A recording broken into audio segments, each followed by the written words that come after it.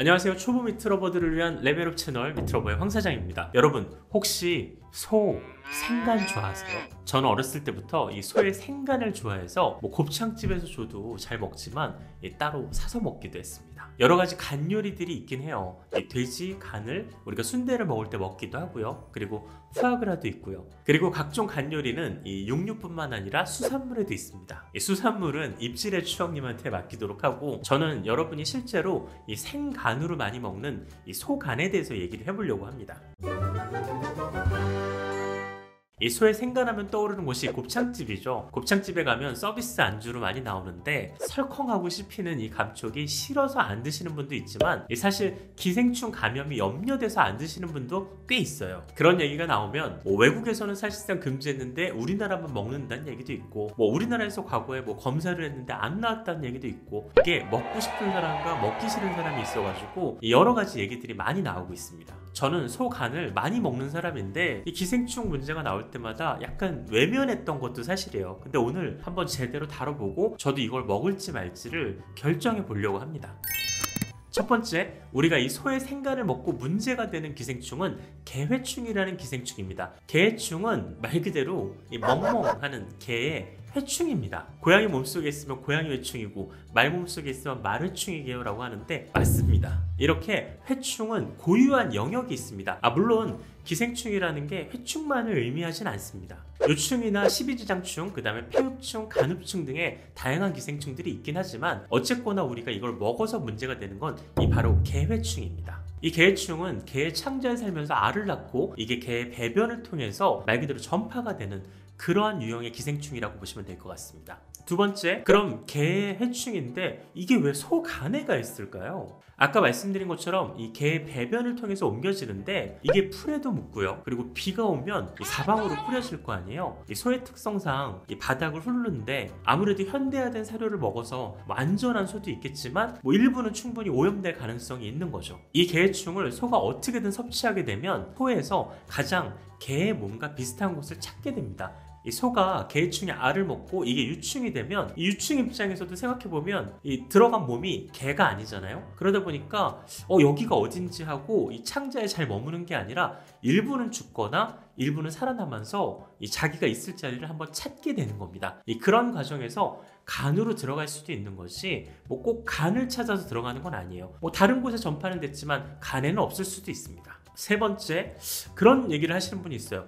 나는 소간을 그렇게 많이 먹었는데 본 적이 없는데 내가, 또는 내가 옛날에 들었는데 과거에 우리나라에서 검사를 한 적이 있었는데 그런 거 발견되지 않았대, 이렇게 말씀하시는 분들이 있어요.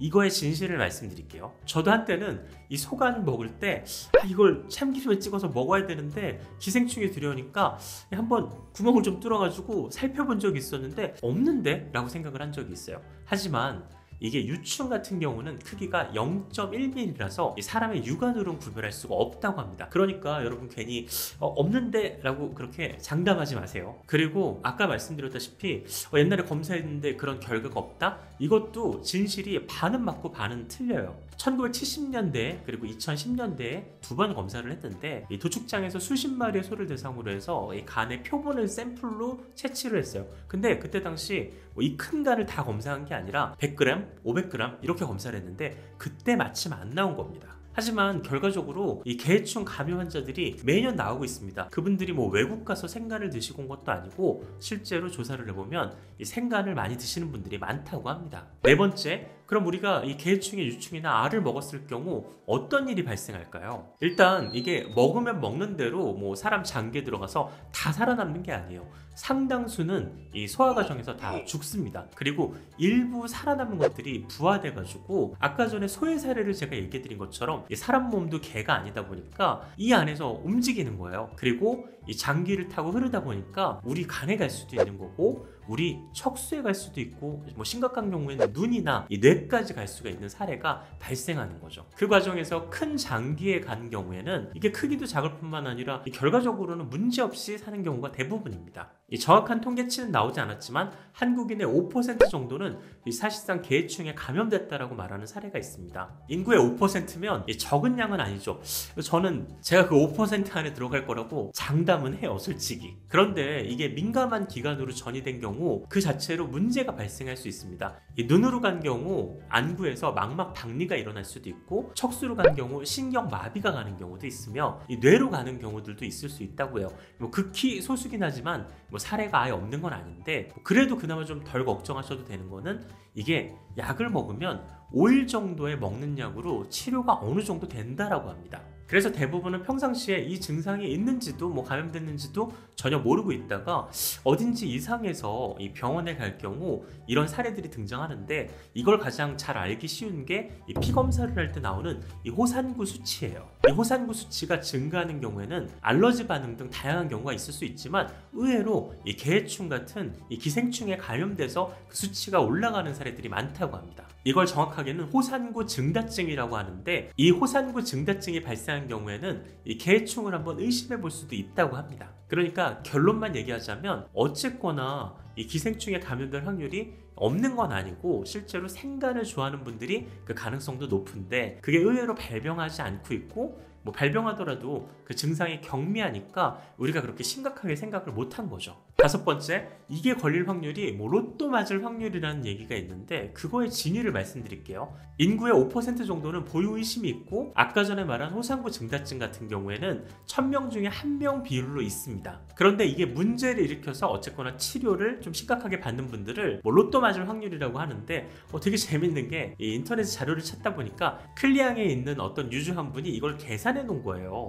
재미삼아 보시라고 링크를 하나 남겨놓을게요. 그리고 결론적으로 얘기하자면 그분은 뭐 개인적인 의견이긴 하지만 로또를 맞는 사람들이 연간 약 350명 정도 되니까 뭐 그런 관점에서 계산을 해보면 이게 로또 맞을 확률보다는 높은 거죠. 그런데 중요한 거는 로또도 우리는 아니지만 누군가는 맞아서 부자가 된 것처럼 이 개해충도 누군가는 감염돼서 아프실 수 있는 거예요. 자, 그래서 저는 이번 방송 준비하면서 저도 나름대로 결론을 내렸는데, 저는 소의 생간을 솔직히 많이 먹었어요. 그래서 다음번에 피검사를 할 때 이 호산구 수치를 한번 물어볼 생각이 있습니다. 그리고 그 수치 결과가 높다면 제가 평상시에 이 생간 섭취가 높은 걸 말씀드리고 이 약을 투여받아가지고 한 5일 정도 한번 먹어줄 생각이 있어요. 이게 약국에서 파는 그런 기생충 한알 이런 약으로는 해결을 할 수가 없다고 합니다. 여러분도 이 생간을 많이 드셨다면 다음번 피검사 때 한번 그 수치를 물어보시는 것도 이런 방송을 보시는 꿀팁으로 아실 수 있는 그런 노하우가 아닌가 싶습니다. 구독과 좋아요는